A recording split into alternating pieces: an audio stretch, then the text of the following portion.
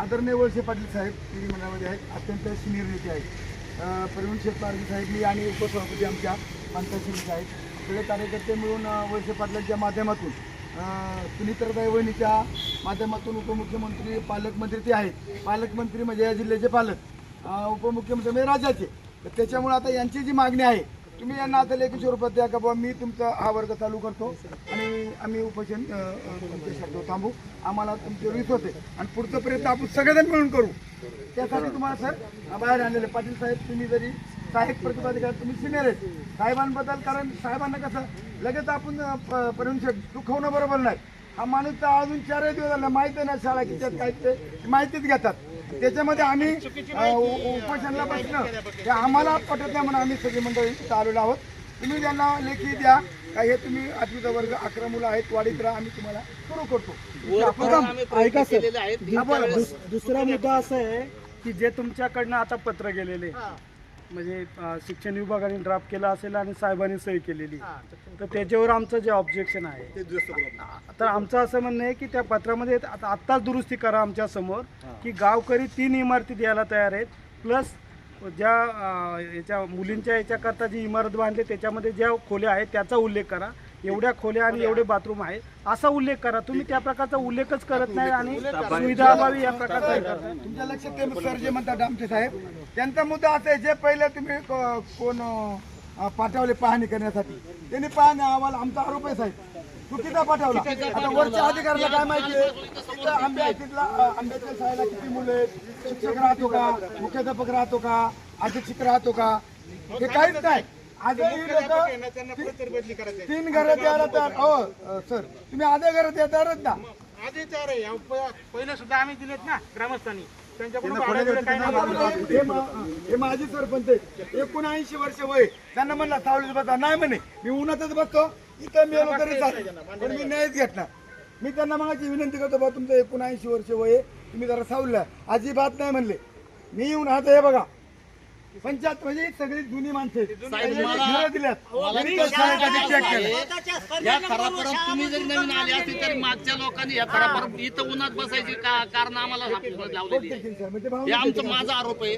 काल जे 3 लोक आले होते तिथं टीम बघायला, त्यांनी खोटा रिपोर्ट का दिला, मग काल समोर त्यांनी किंवा आता समोर का आले नाही. मी सगळ्यांना विनंती करतो ग्रामस्थांना अजिबात दुसरी गोष्ट एकही बोलायची ना. आपल्याला आज एकच गोष्ट बोलायची, आपली जे 8वीचा वर्ग 9वीचा 10वीचा बंद झालेला होता तो चालू करायचे.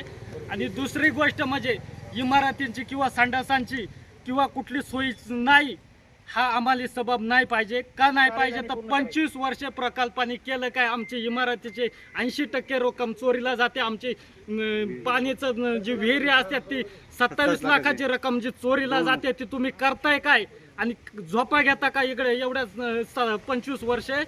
ते आम्हाला एकही सबब गेल्या वर्षी कागदपत्र सही शिक्क्या सहित आम्हाला इथं आजच्या आज पाहिजे किंवा 8 दिवस लागू, आम्ही इथून उठणार नाही. बाकी गोष्टी अजिबात कोणीही बोलायचं नाही. ठीक आहे, तुमची मागणी अगदी रास्त आहे, तुमच्या मताशी मी स्वतः सहमत आहे. कारण तुम्ही जे मागणी इथं करताय संपूर्ण गावकरी नोकर वर्ग सगळ्यांचं जे म्हणणं आहे साहेब एकच आहे, 8वीचा वर्ग चालू करा. त्या 8वीचा वर्ग चालू करण्यामध्ये तुम्ही मंडळाला लेखी द्या, त्याच्यावर आम्ही सर RTI कायद्याअंतर्गत 8वीच्या वर्गाला मान्यता घ्यायची गरज आहे का मला हे सांगा. तुमच्या शिक्षण विभागामध्ये 2 वर्षापूर्वी शासनाने जे काढला होता RTI कायद्यानुसार नैसर्गिक वाढीसाठी 8वीच्या वर्गाला मान्यता घेण्याची गरज आहे का हे आम्हाला सगळ्यांना सांगा. आम्हाला माहीत नाही, पण आम्हाला वाटतं की तुम्हाला त्याची माहिती असेल.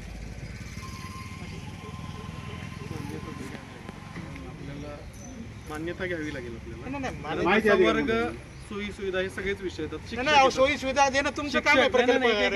लक्षात घ्या, 7वी पर्यंत आपली शाळा होती, हा 9 पासूनचा विषय आहे. म्हणजे तसं बघायला गेलं तर त्या पुढच्या वर्गासाठी तुमचे जे प्रस्ताव आलेले त्यावेळेपासून आपण पाठवत होतो वर्षाकडे. नाही आम्ही तेच म्हणतो. बरोबर सर, आमचं तेच म्हणणं आहे की पूर्वी ज्या प्रकारे 8वी ते 10वी प्रकार सुरू केला त्या प्रकल्प अधिकाऱ्याने किंवा त्यावेळेचं जे ATC असतील त्यांनी जो निर्णय घेतला की ठीक आहे 8वी ते 10वीला मान्यता येईपर्यंत तुम्ही नैसर्गिक वाढ सुरू करा, 8वी 9वी 10वी, तर त्या प्रकारे सुरू केलं.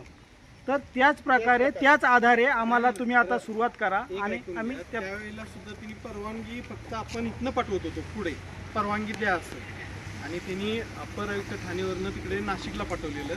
त्यांनी शिफारस केलेली होती की आंबे या शाळेला 8वी 9वी 10वीचे वर्ग चालू व्हावे. तर ते पुढे वरून तिकडनं व्हायला लागले. मग त्याच आधारे आम्ही ते मागतो. तुमच्या कार्यालयाने पाठपुरावा केला पाहिजे. बरोबर ना? मला माझी एक काय विनंती राहील, आपल्याला परवानगी द्या, इथे थांबवा. मागं आता मागच्या प्रकल्पात तिने काय जत मारले ते आपल्याला उगाळायचं नाही. आत्ताचा परिसर आत्ता बघा फक्त. आता जे आलेलं आपला विषय कसा आहे आत्ताचा विषय ते मागं त्यांनी 25 वर्ष काय वाघ मारलं काय ज्ञान नाही. आता 8वीचा वर्ग चालू करणार आहेत का आणि आम्हाला लेखी देणार आहेत का? आता मुख्याध्यापक पहिले काढून टाका, दुसरं द्या. किंवा ते इथं न सांगण्यासारखी गोष्ट आहे.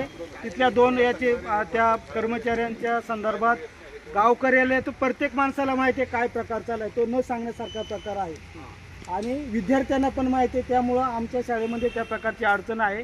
तात्काळ त्या मुख्याध्यापकाची पुढे पांगरीमात याला बदली करा, तिकडला माणसं आम्हाला हे करा.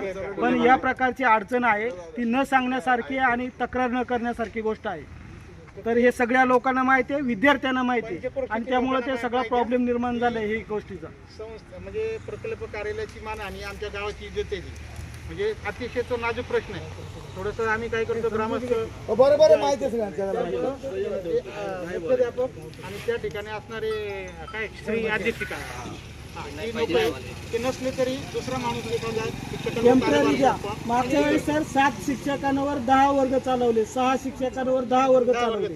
आणि आम्ही तुम्हाला आताही बी त्या प्रकारे काल पण तुम्हाला सांगितलं, जर डिपार्टमेंटची अडचण असेल तर आम्ही 2 शिक्षकाचं मानधनासह शिक्षक उभं करतो, इमारती देतो. आणि जर नाही त्यांची त्या प्रकारची नसेलच तयारी तर आम्ही या प्रकारे पूर्ण जेवणाचा खर्च, शिक्षकाचा खर्च, इमारतीचा खर्च आम्ही गावकरी 8वीच्या वर्गाचा द्यायला तयार आहे.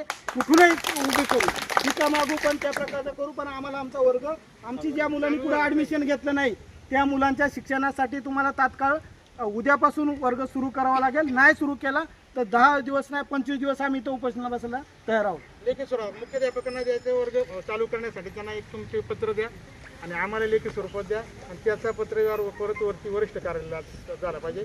विद्यार्थ्यांची जी काही पटसंख्या वाढवण्यासाठी आम्ही प्रयत्न करणार. तुमचे कर्मचारी शिक्षक जे आहेत ते सुद्धा चांगले शिक्षक शिक्षक चांगल्या प्रकारे कुटुंब प्रमुख चांगलं नाही. काय आहे कुटुंब प्रमुख चांगलं नाही, ते वाईट आहे. आम्हाला ग्रामस्थांना ते अतिशय अपमानास्पद वाटते आणि आपल्या कार्यालयात सुद्धा. म्हणून कुटुंब प्रमुख जो आहे तो पहिला हाकला, स्त्री अधीक्षिका जी आहे हाकला म्हणजे दुसरीकडे बदली करा आणि ते शिक्षक जे आहे ते प्रामाणिकपणे आमची सगळी शाळा स्कॉलरशिपमध्ये विद्यार्थी आहेत. कुठल्या शाळेचा आश्रम शाळेचा आले का विद्यार्थी? कुठलाच नाही आला स्कॉलरशिपमध्ये. आंब्याच्या शाळेचे 2 विद्यार्थी स्कॉलरशिपमध्ये आले. तर ते विद्यार्थी घडवण्यासाठी शिक्षक मनापासून प्रयत्न करतात. पण जे काही मुख्याध्यापक आहे आणि जे अधीक्षक जे आहेत त्यांचं लक्ष नाही. मुलींचं अधीक्षक आहे, मुलींच्या अधीक्षकांनी 1:30 वाजता जुन्नरला जावं आणि 8:30 वाजता आंब्याला यावं मुलींना सोडून. सर काल आमच्या कातकरी मुलं 50% आहेत. आमच्या एका कातकरी फुलवड्याची कातकरी मुलं त्या बाईनं मारलं, परत वर्गात छेडीनं मारलं आणि त्या पालकांनी असं काल आम्ही सगळे लोक इथे मिटिंगला तुमच्या समजत होतो तर त्यांनी सांगितलं आम्ही त्यांना बाहेर इकडे दुसऱ्या शाळेत ठेवले. तर या प्रकारे अडचण होत असेल, कातकरी मुलांना जर असं मारहाण करत असेल. बरं सर सांगा साहेब तुम्ही आता. ठीक आहे, आम्ही पत्र ठीक आहे. 2 कर्मचारी आमच्याकडे नको आहेत. 2 आपली जी मागणी आहे ती सगळी रिसिव्ह सर. साहेब, आमची मागणी म्हणजे तुमच्याकडे दौलत आम्ही मागतच नाही ना. ही हक्काची मागणी आहे, ही द्यायलाच पाहिजे. पत्र लेखी घेऊन या, तसं कोणी उठणार नाही. चला. आणि तुम्हाला मी सांगतो, मी स्वतः यांच्यामध्ये उपोषणाला बसणार आहे. एकतरी आंबेगाव माझं दत्तक आहे. इथलं पत्र आपण घेणार नाही, ATCचंच पत्र पाहिजे. सही शिक्क्या आम्ही साहेब बसलो विनामूल्य आम्ही जागा दिलेल्या शाळेला आज विनामूल्य PO साहेब सगळ्या पत्र गोष्टी देतील. केलेल्या आहेत. उद्या आमच्या बदलून पुण्या जातील. इमारती शाळा विनामूल्य परत होत्या. तशीच बंद होईल. त्याच्यामुळे ना याच्या मागचे प्रकार आता इथून पुढे व्हायला 25 नको. वर्ष झालं ATCचं हेच जोपर्यंत चाललेलं पत्र भेटत नाही तोपर्यंत आमच्या इथून तोंडावरून कोणी हात फिरवतात. हटणार नाही. नाही 8वीच्या वर्गाची मान्यतासाठी ऐका, 8वीच्या वर्गाच्या मान्यतेसाठी आता आज आपण प्रकल्प अधिकाऱ्यांच्या लेखी पत्र घेऊ आणि उद्यापासून वर्ग सुरू करू. एक आणि दुसरी जी प्रक्रिया आहे ATC आयुक्त आणि मंत्रालयातून जी परवानगी आहे त्याच्याकरता आपण पाठपुरावा करू, ते पण करतील. तर नियमाप्रमाणे जाऊ. ज्यांना साहेबांना जेवढा अधिकार आहे तेवढाच अधिकार ते हे करतील. त्यांनी जर आपल्याला उद्या वर्ग सुरू करायचा परवानगी दिली तर आपली एक मागणी आपली पूर्ण झालेली आहे. पुढचं जे आहे ते आपण हे करू.